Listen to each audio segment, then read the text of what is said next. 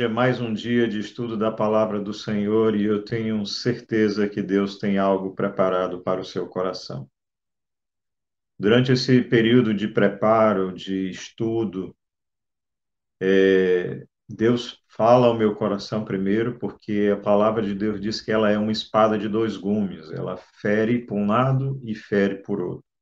Então, primeiro eu sou tratado, sou cuidado por Deus, sou lapidado pela palavra, e aí então ela fica pronta para chegar até os irmãos também para ser bênção na vida de vocês. Nós temos estudado o Novo Testamento de forma detalhada. Embora nós estejamos num panorama, nós estamos ambientando os irmãos no que tange a parte histórica, geográfica, para que tudo dentro do Novo Testamento faça absolutamente sentido para nós. Muito bem, hoje nós vamos continuar. Nós vamos em Introdução do Novo Testamento, parte 4. E o que nós vamos fazer hoje é conhecer a estrutura do Novo Testamento como um todo.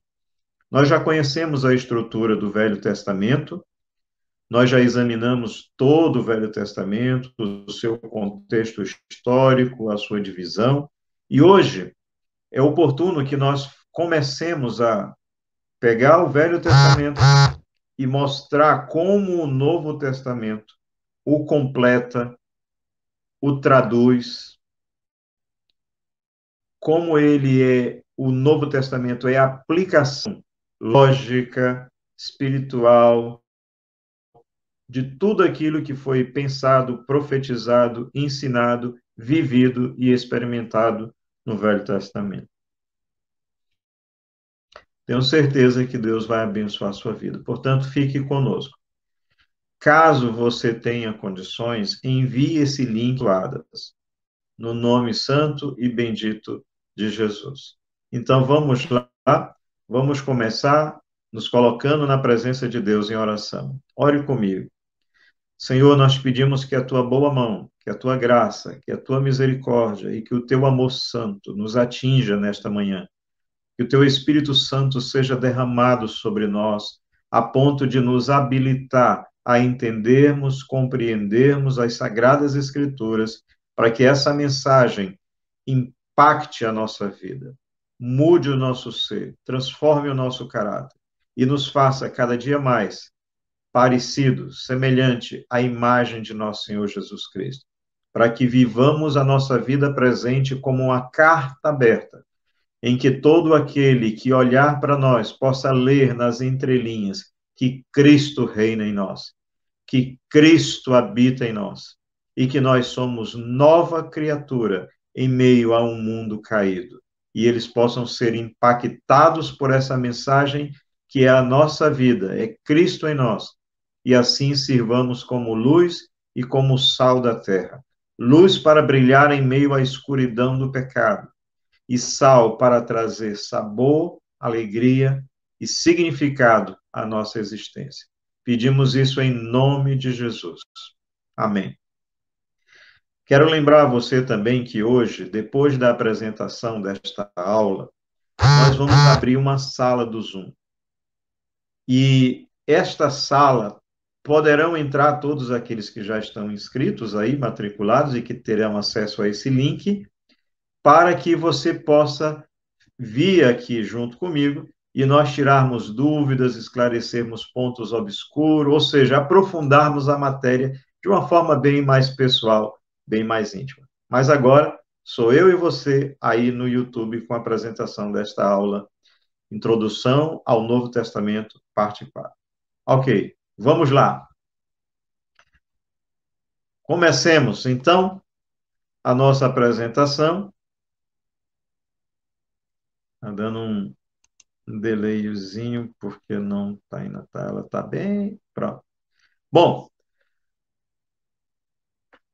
o Velho Testamento, ele relata todos os princípios, principalmente o de Gênesis. Gênesis é o livro que traz os princípios, princípio da criação do mundo, princípio da criação das plantas, princípio da criação dos peixes, das plantas, das plantas que dão fruto, que dão semente, dos animais e, finalmente, o homem. E quando Deus coloca o homem sobre a face da terra, ele faz com ele um pacto, porque Deus queria ter uma relação íntima de comunhão com o homem. Isso pode ser visto nessa tela que eu vou compartilhar com vocês, que é de Gênesis capítulo 1, versículo 1, que diz: Viu Deus tudo quanto fizera, e eis que era muito bom. Esse texto de Gênesis capítulo 1, versículo 31, ele foi colhido após o final de toda a criação de Deus. Então, quando Deus cria tudo, ele olha, ele examina, ele perscruta, e ele chega à conclusão de que tudo quanto ele fizera era muito bom. Isso significa que a natureza do homem, a sua personalidade, o seu ser foi preparado para viver em íntima comunhão com Deus, na perfeição mais plena, na santidade mais absoluta, mas, ainda assim, com possibilidade de cair. Não é? E isso não demorou muito a acontecer. O homem, lamentavelmente, por suas atitudes, veio a desobedecer a Deus, permitindo que o pecado entrasse no mundo. Veja Gênesis capítulo 3, versículo de 6 a 8, que diz: Vendo a mulher que a árvore era boa para se comer, agradável aos olhos e árvore desejável para dar entendimento, tomou-lhe do fruto e comeu. E deu também ao marido, e ele comeu. Ao desobedecerem a Deus, diz o texto que abriram-se então os olhos de ambos e, percebendo que estavam nus, coseram folhas de figueira e fizeram cintas para si. Vejam que o pecado rompeu essa relação entre Deus e o homem, o que pode ser representado na tela de vocês por essa fenda que se abriu aqui na estrutura. Deus passou a ficar de um lado e o homem do outro, e estabeleceu-se uma inimizade entre ambos. E essa inimizade é representada pela figura de um querubim que foi colocado na entrada do Éden, o homem foi expulso do Éden, e um querubim com a espada desembainhada de fogo guardava a entrada para que o homem não retornasse ao Éden e não comesse da árvore da vida. Porque se ele comesse da árvore da vida no estado de pecado, a terra se transformaria no inferno, porque o homem iria viver para sempre no seu estado de depravação absoluta, que é o que aconteceu com os anjos. Os anjos não tiveram oportunidade de resgate, mas Deus, ao perceber o pecado do homem, ele imediatamente tira o homem do jardim do Éden e coloca fechaduras na entrada ali, através dos querubins, que são uma das castas mais altas de anjos na Bíblia, para que o homem não retornasse e não comesse da árvore da vida, porque senão ele permaneceria no seu estado de pecado ad eterno, pela eternidade adentro, e a terra se transformaria no inferno. Então, imagine o homem podendo se reproduzir por todas as gerações, a terra não suportaria isso, e nós viveríamos o inferno. Então, Deus fecha a porta.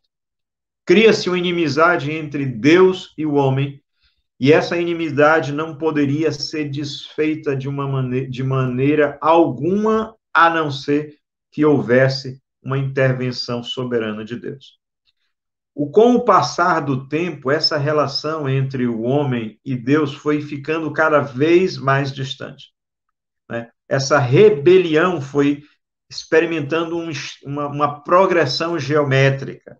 Veja, perceba comigo o que está escrito em Gênesis, no capítulo 6, no versículo 5. É o estado do homem antes de Deus enviar o dilúvio. Ele diz: viu o Senhor que a maldade do coração, a maldade do homem se havia multiplicado na terra, e que era continuamente mal todo o desígnio do seu coração. Veja, perceba a força dessas palavras. Todo desígnio do seu coração. Tudo aquilo que o homem gera, produz, pensa, fala, tudo aquilo que ele problematiza, tudo aquilo que ele imagina para o futuro, tudo estava completamente contaminado, porque tudo que ele produz é fruto do seu estado de alma, que estava corrompida absolutamente pelo pecado. E isso fez com que, você tem que perceber isso na imagem que eu vou mostrar para você, fez com que esse distanciamento entre Deus e o homem se ampliasse, como você pode ver aí na sua tela. Então, nós temos aí uma ruptura muito grande entre Deus e o homem causada pelo pecado. O homem que vivia 900 e poucos anos, como Matusalém, ele passou, a partir de aí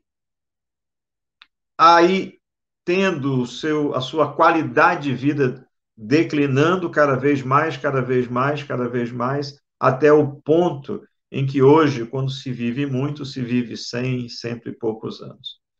Porque a rebelião entre Deus e o homem, entre o homem e Deus, continuou cada vez maior.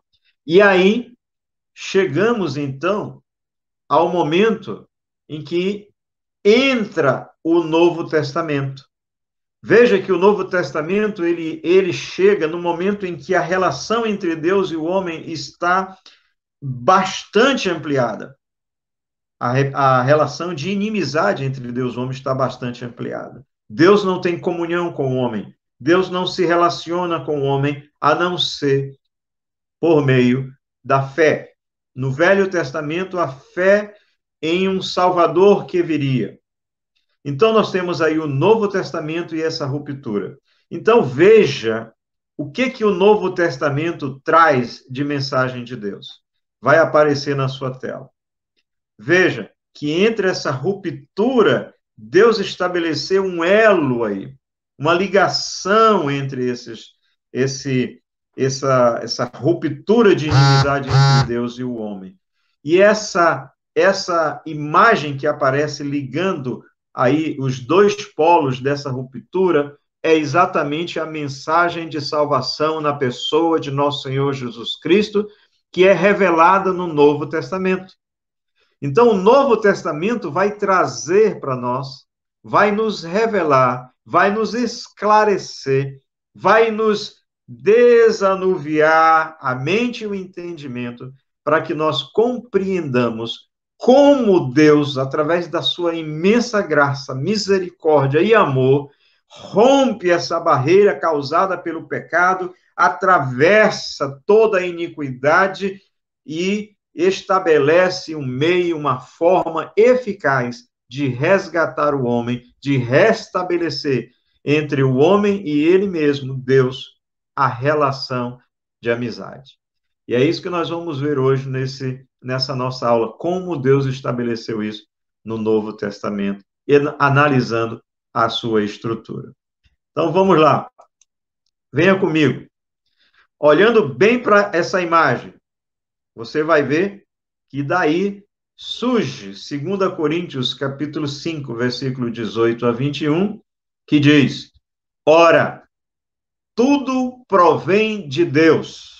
Todo o plano de salvação não é do homem, é de Deus. Tudo provém de Deus, que nos reconciliou consigo mesmo por meio de Cristo e nos deu o ministério da reconciliação.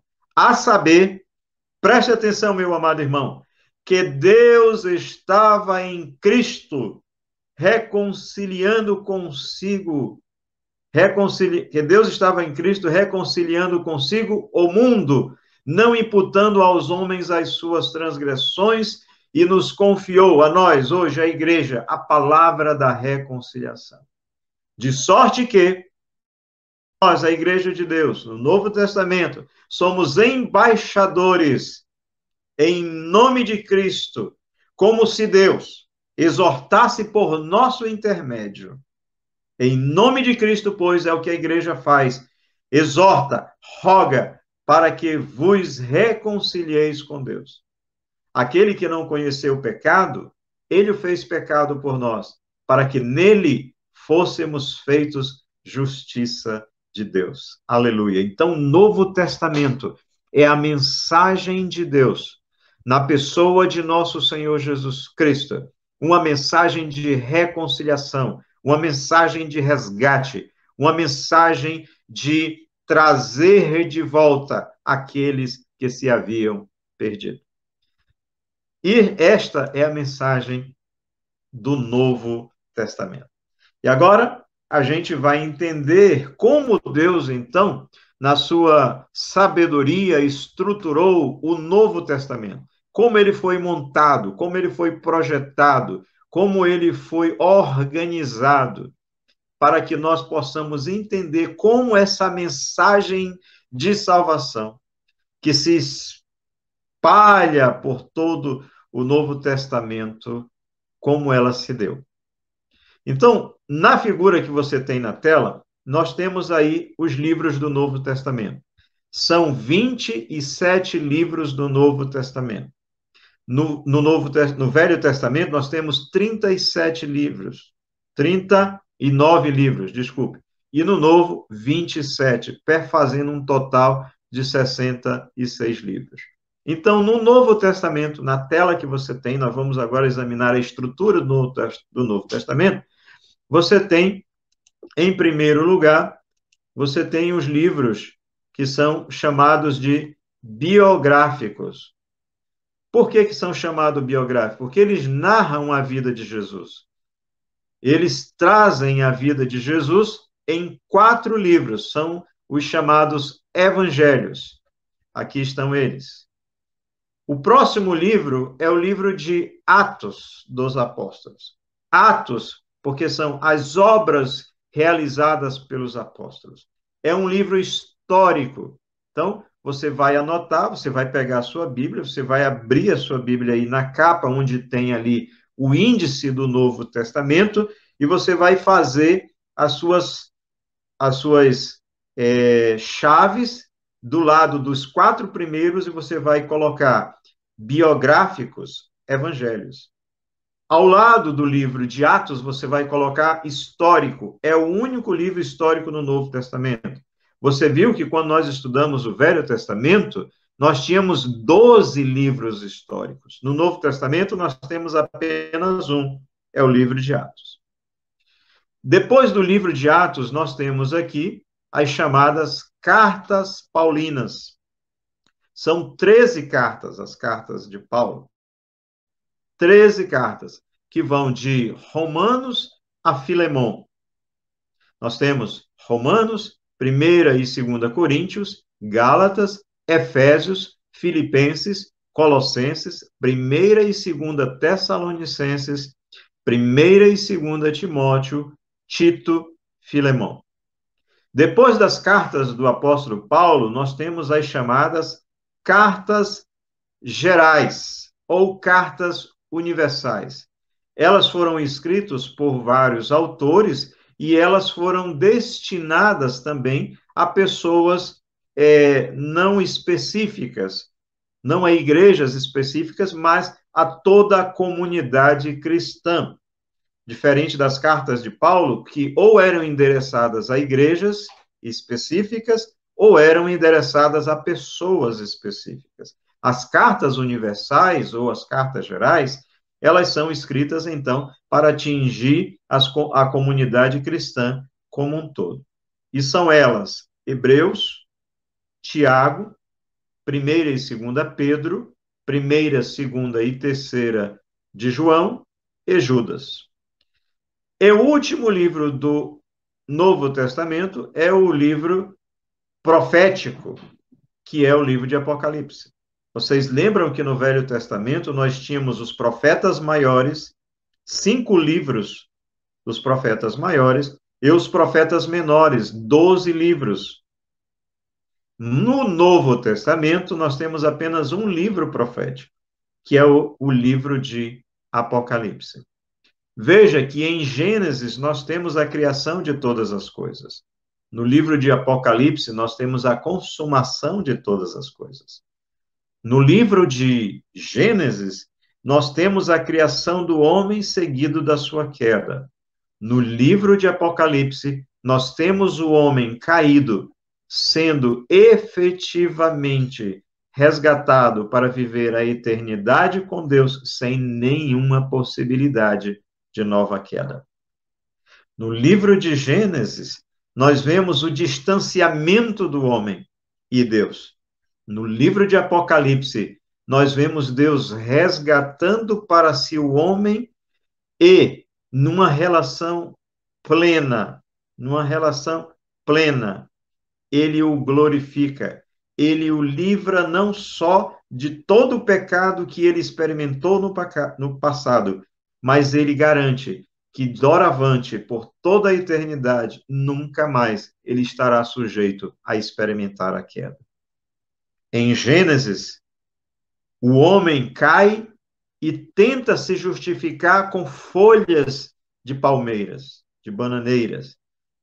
No Novo Testamento, no livro de Apocalipse, o sangue do Cordeiro nos purifica de todo o pecado.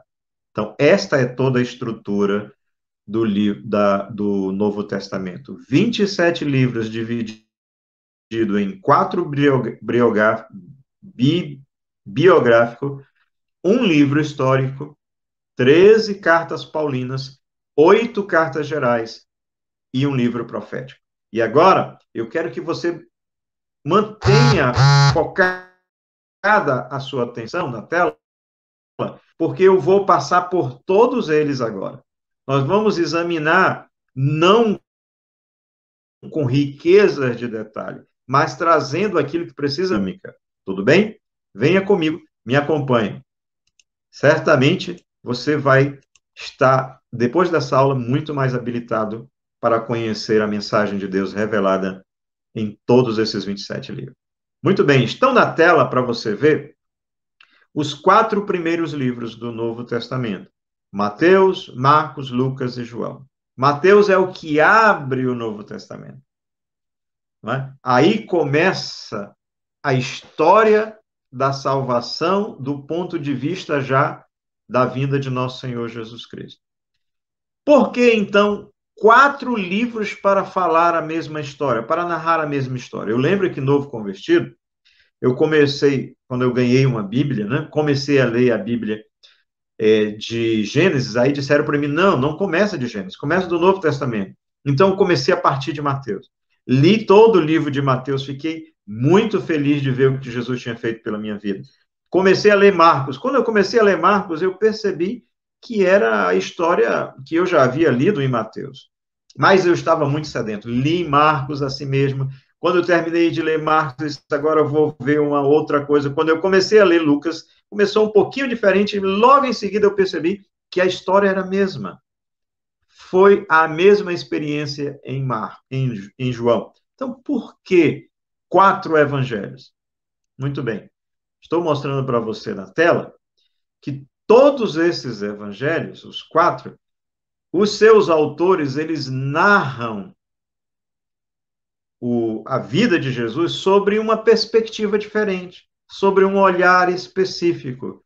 Então, eles examinam a vida, a morte, a ressurreição e a ascensão de Jesus sobre os seus próprios pontos de vista, sobre a sua própria experiência. E quando, então, nós lemos esses 4 evangelhos, a gente tem uma visão de Jesus olhado por cima, olhado para o lado, olhado de baixo, olhado pelas laterais, porque ela foi esquadrinhada sobre a perspectiva de homens diferentes, que pensavam diferentes, de culturas diferentes, de experiência pessoal diferente, trazendo revelações únicas a respeito da pessoa de nosso Senhor Jesus Cristo. Então, vamos começar por Mateus. Veja na tela. Mateus examina a vida de Jesus sobre a perspectiva messiânica. Mateus quer provar que Jesus é o Messias, o ungido de Deus, prometido em todas as páginas do Velho Testamento e para quem todas as profecias do Velho Testamento apontavam. Então, Mateus está cheio de referências ao Velho Testamento. As passagens de Mateus começam dizendo: para que se cumprisse o que fora dito por intermédio do profeta, para que se cumprisse o que está escrito nas Escrituras. Então, Mateus quer mostrar que Jesus é o Messias prometido, o rei de Israel, o descendente real de Davi. Não é? Como Deus havia prometido para Davi que o seu trono ele nunca apartaria ali o governo, teria que vir então o Messias. E o Messias vem com a linhagem real. Por isso o livro de Mateus começa com a genealogia dos reis de Israel. Toda a genealogia do livro de Mateus, para chegar até Jesus, começa com os reis. Porque a finalidade de Mateus, a perspectiva sobre a qual Mateus está olhando a vida de Jesus, é passo a passo, olhando para o Velho Testamento e vendo seu cumprimento absoluto na pessoa de Jesus. Muito bem. O livro de Mateus ainda, então, cumpre o Velho Testamento. Cumpre aqueles rituais do Velho Testamento, dos sacrifícios realizados no templo. Todos aqueles rituais do Velho Testamento se cumprem na pessoa de nosso Senhor Jesus Cristo, que é rei, o descendente real de Davi, o Messias prometido. Vemos, então, ainda o livro de Marcos. O livro de Marcos, ele pensa Jesus como um servo, alguém que veio para servir a Deus e servir. Para vocês, nas nossas aulas anteriores, que o Novo Testamento, a mensagem da igreja, ela foi grandemente impactada pela cultura grega. Era a resposta, às vezes, aos anelos da cultura grega. E dentro da cultura grega, valorizava-se quem ganha. O desejo de vencer é comum a todos os seres humanos. Todos querem vencer. Quem chega depois do primeiro lugar é considerado perdedor. Vencedores são aqueles que chegam em primeiro lugar. Dentro da cultura grega, isso era ainda muito mais forte. Segundo a cultura grega, aqueles que chegam em primeiro lugar, eles merecem destaque e são considerados mais importantes. Eles que ganham e recebem o troféu. Mas, em contraste com essa filosofia grega, em perfeito contraste com ela, eu diria, né, vêm as ideias trazidas por Jesus. Jesus diz: quem quiser ser o primeiro dentre vós, será servo de todos. Pois o próprio Filho do Homem não veio para ser servido, mas para servir e dar sua vida em resgate por muitos. Essas palavras são impressionantes. E elas transmitem um conceito desafiador. Jesus é o primeiro.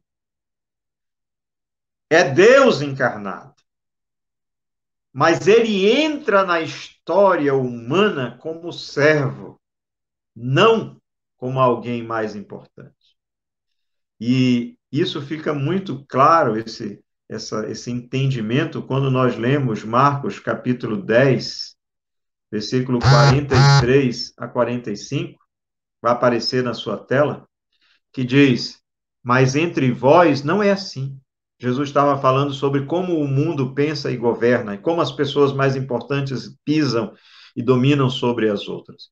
Ele diz, pelo contrário, quem quiser tornar-se grande entre vós, será esse o que vos sirva. E quem quiser ser o primeiro entre vós, será servo de todos.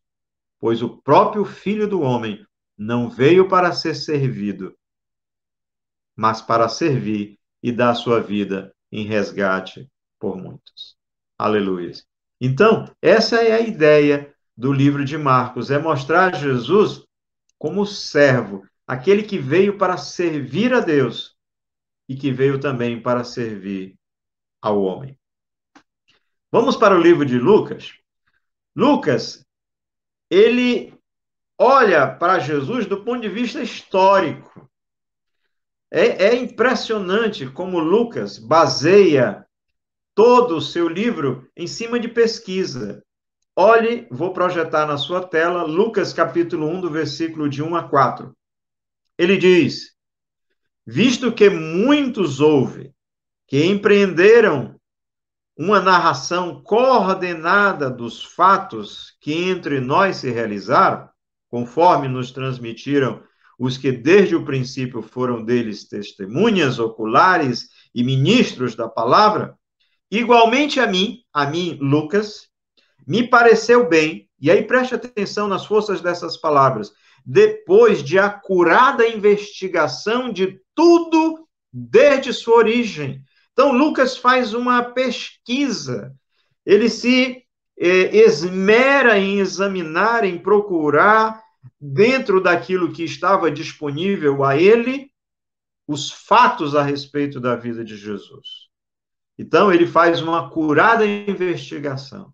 E ele diz, depois que ele faz essa acurada investigação, ele diz, dar-te por escrito, excelentíssimo Teófilo, a pessoa a quem ele destinou o Evangelho de Lucas, uma exposição em ordem cronológica, para que tenhas plena certeza das verdades em que fortes instruído. Em outras palavras, Paulo, ou Lucas, escrevendo a Teófilo, ele diz, eu fiz uma pesquisa profunda, histórica, a respeito de Jesus, para que você, Teófilo, tenha uma base sólida da sua fé. Você perceba que a sua fé está alicerçada sobre fatos históricos, em que Deus entra na história como ser humano, como homem, com alma, com corpo, com sentimento, com emoções, mas de forma sobrenatural, sem pecado, para resgatar o homem.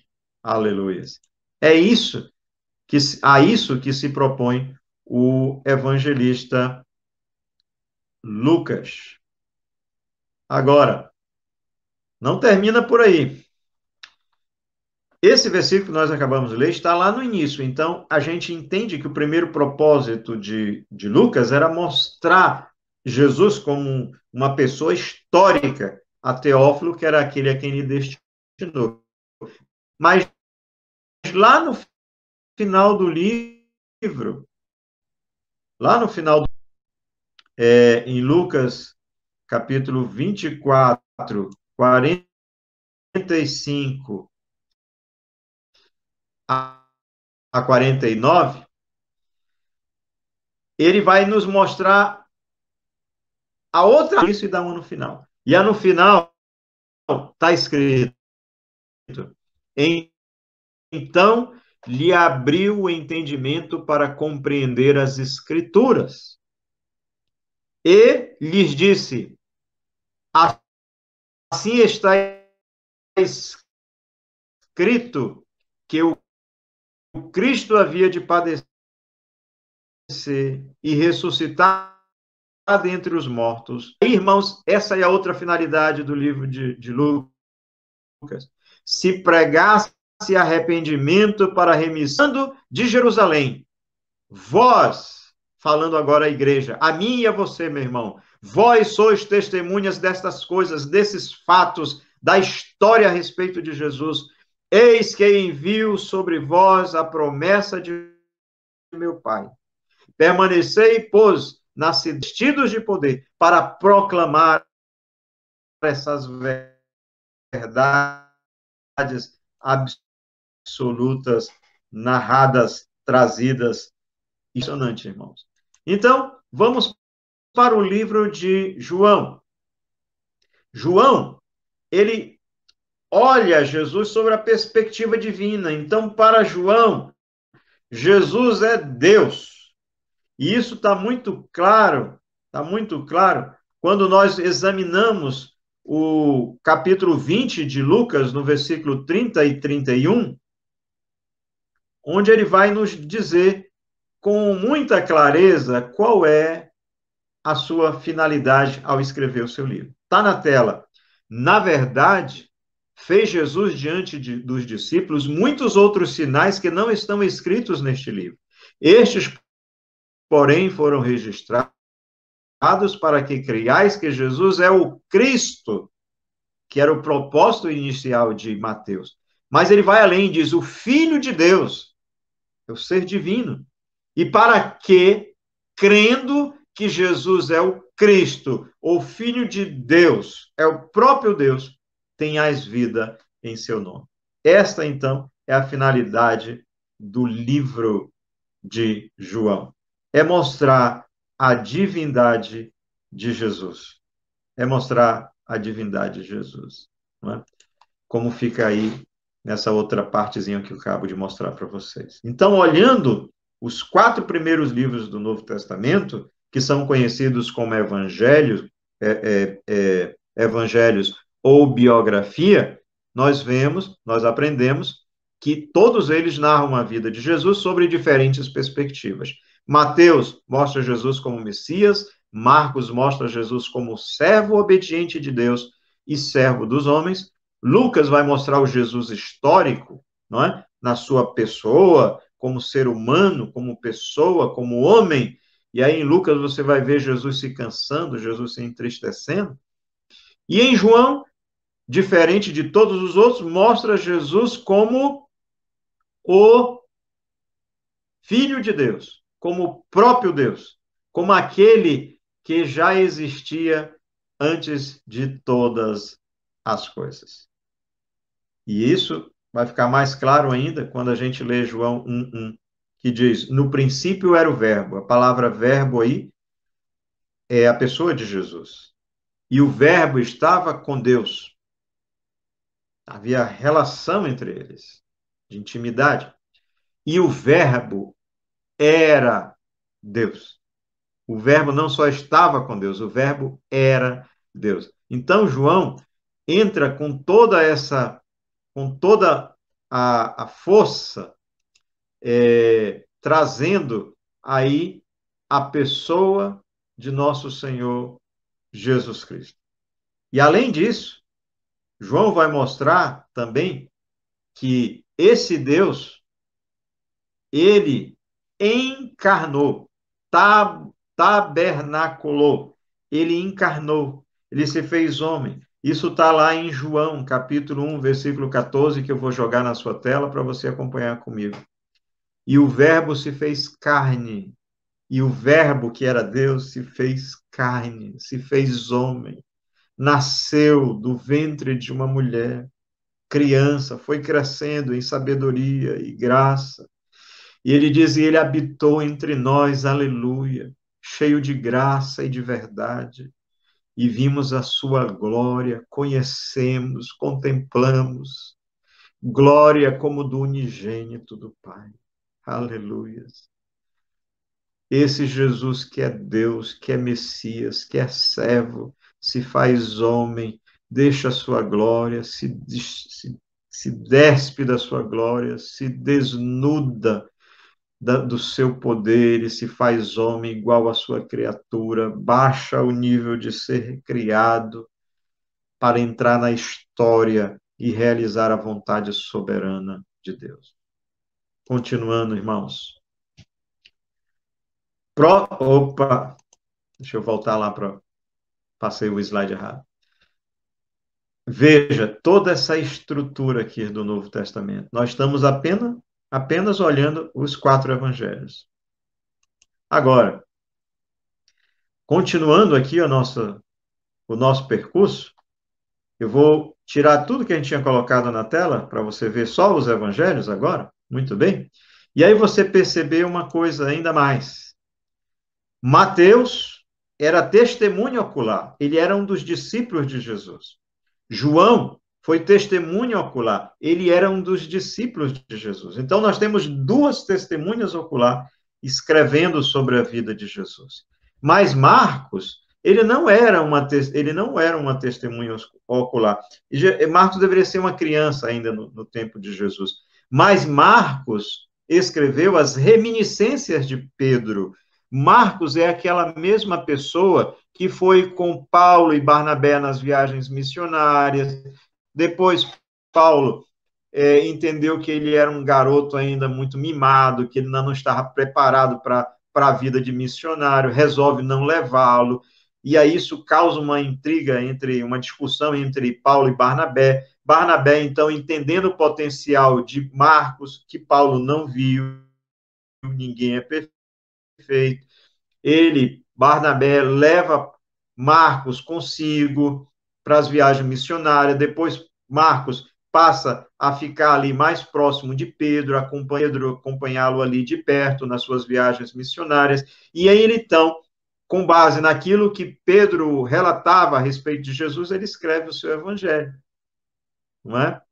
E Lucas também não era uma testemunha ocular, mas Lucas, como nós vimos, ele narra o seu livro com base em fatos históricos, em pesquisa. Ele foi ver o que tinha sido escrito em Marcos, ele foi ver o que tinha sido escrito em Mateus, ele foi conversar com Paulo, Paulo não era testemunho ocular, mas Paulo sempre o levava nas viagens missionárias, e às vezes a Jerusalém, e lá em Jerusalém ele conheceu os apóstolos, ele deve ter conversado com eles. Então, os 4 livros do Novo Testamento, nós temos aí Mateus, testemunho ocular, João, testemunho ocular, Marcos, que escreveu com base no testemunho de Pedro, que foi testemunho ocular, e Lucas, que foi beber em todas essas fontes através de uma pesquisa, não é? E aí, a gente ainda precisa entender mais um pouquinho sobre esses evangelhos. Se nós pegarmos os 3 primeiros evangelhos, eles são conhecidos como evangelhos sinóticos. Por que evangelhos sinóticos? Porque sinótico significa parecidos. Então, quando você lê Mateus, Marcos e Lucas, você deve lê-los juntos, sobre a mesma perspectiva, porque eles são bem semelhantes, tá? Agora, o Evangelho de João, ele é completamente diferente. Por isso ele é chamado de joanino e ele é colocado à parte dos 3 outros.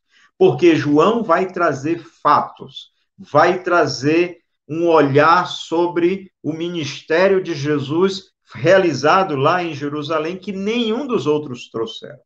Só para você ter uma ideia, Mateus, Marcos e Lucas, eles focam o ministério de Jesus na Galileia, onde Jesus passou a maior parte do seu tempo ministerial. E só no final da sua vida ele vai para Jerusalém. Mas João mostra uma perspectiva totalmente diferente. Ele vai mostrar as inúmeras incursões de Jesus a Jerusalém, a cidade de Jerusalém, e fatos que ele vai trazer ao nosso conhecimento que Mateus, Marcos e Lucas não haviam trazido. Daí ele ser considerado um evangelho bem diferente. Então, ele é o evangelho joanino, não é? Além disso, Mateus, Marcos e Lucas abordam Jesus sobre a perspectiva humana, sobre a perspectiva histórica, e João aborda Jesus sobre a perspectiva divina. Então, os 3 primeiros são considerados evangelhos sinóticos, e o último é considerado evangelho joanino, não é? Outra coisa importante que nós precisamos ainda saber é que o primeiro evangelho a ser escrito não foi Mateus, mas Marcos. Marcos escreveu seu evangelho possivelmente aí entre 60 ou 65.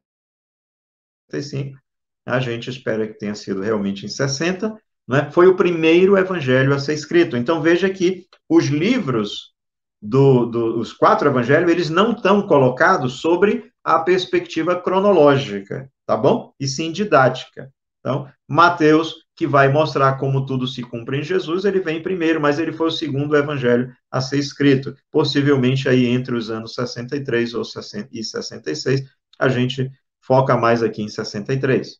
Já Lucas foi o terceiro a ser escrito, possivelmente em 63, depois de terem sido escritos Marcos, Mateus, e aí vem o livro de Lucas. Já o livro de João, ele já escreveu já no final do 1º século, possivelmente aí entre os anos de 85 a 95, lembrando que João foi dos apóstolos aquele que mais viveu e que morreu isolado na ilha de Pátimos, já de velhice e de abandono. Tudo bem? Então, são fatos que eu quero trazer para vocês. E como Marcos foi o primeiro evangelho a ser escrito, ele vai ter um peso muito grande nos outros dois que são considerados evangelhos sinóticos, que é Mateus e Lucas. Vou mostrar aí na tela para você ter uma ideia de como isso significa. Pense na tela, nós vamos ampliar a tela aí para você ter uma imagem melhor. Veja bem, nós temos aí, aqui embaixo, essa taja preta, aqui onde o meu nome está aparecendo em cima, é o livro de Mateus. Taja preta, não, desculpa. Amarela é o livro de Mateus. Essa parte aqui todinha é o livro de Mateus. Tá vendo? Esse é o livro de Mateus. Muito bem. Essa parte aqui que tem toda tracejada é Marcos. Olha, Marcos é o C e o D. Então, Marcos é aqui e mais esse pedaço aqui, ó. Isso aqui tudo é o livro de Marcos. Então, vejam que isso aqui tudo é o livro de Mateus. Então, dentro do livro de Mateus, nós temos isso aqui, olha. Dos 60 e 661 versículos do livro de Marcos, 606, ou seja, 91,67% do livro de Marcos está dentro de Mateus. Que coisa extraordinária, não é?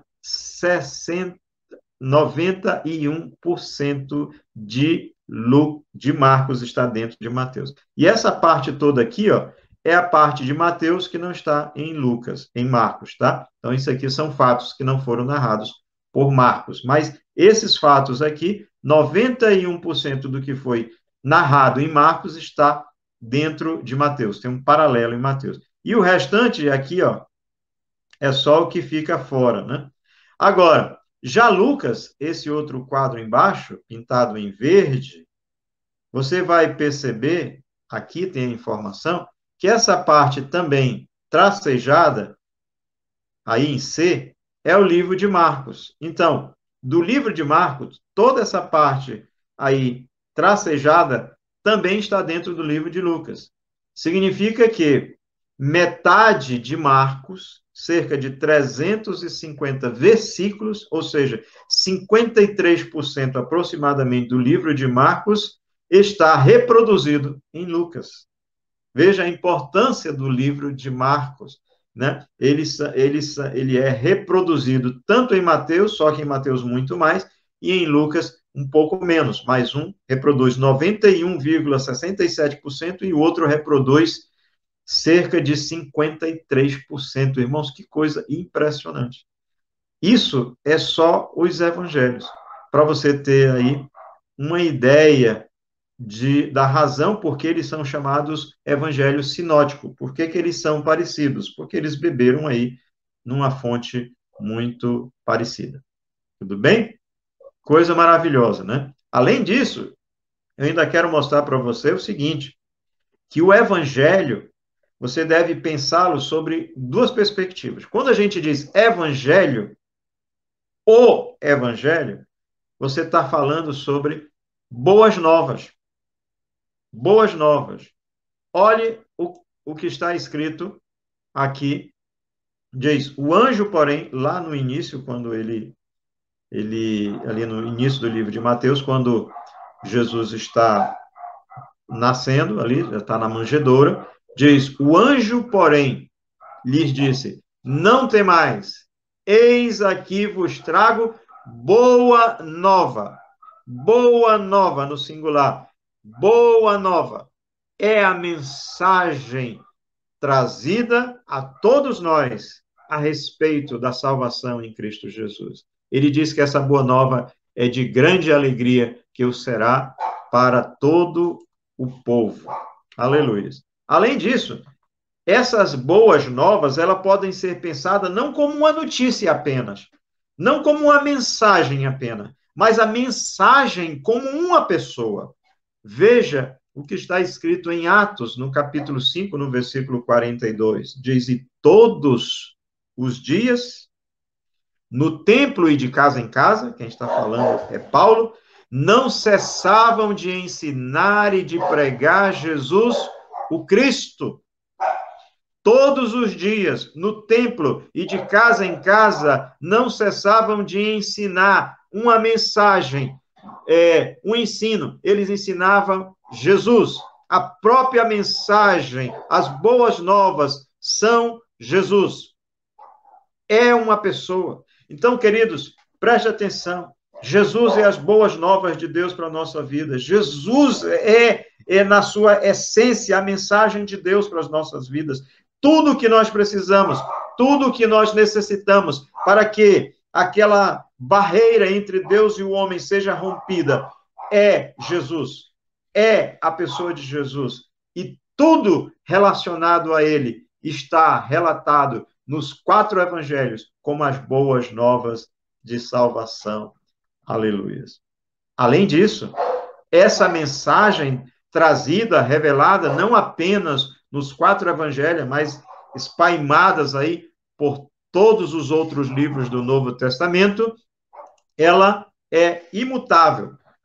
Vou projetar na sua tela, você vai acompanhar comigo. Está escrito em Gálatas, no capítulo 1, versículo de 6 a 9, o seguinte: admira-me que estáis passando tão depressa daquele que vos chamou na graça de Cristo, que foi Deus, para outro evangelho. E evangelho aí é boas novas, é a mesma palavra revelada lá nos evangelhos. Ele diz o qual, outro evangelho, que não aquele lá revelado em Cristo, ele diz o qual não é outro senão que há alguns que vos perturbam e querem perverter o evangelho de Cristo, as boas novas de Cristo. E ele diz, mas, preste atenção, ainda que nós, que é Paulo e toda a sua equipe, que estava pregando para aquela igreja, ele diz, ainda que nós, ou mesmo que desça um ser celestial, não é? Ou mesmo um anjo vindo do céu, vos pregue evangelho que vá além do que nós temos pregado, ou seja, que traga outras boas novas além dessas, Paulo diz, essa pessoa, esse anjo, esse ser celestial, qualquer um que fizer isso, seja anátema. Anátema significa amaldiçoado.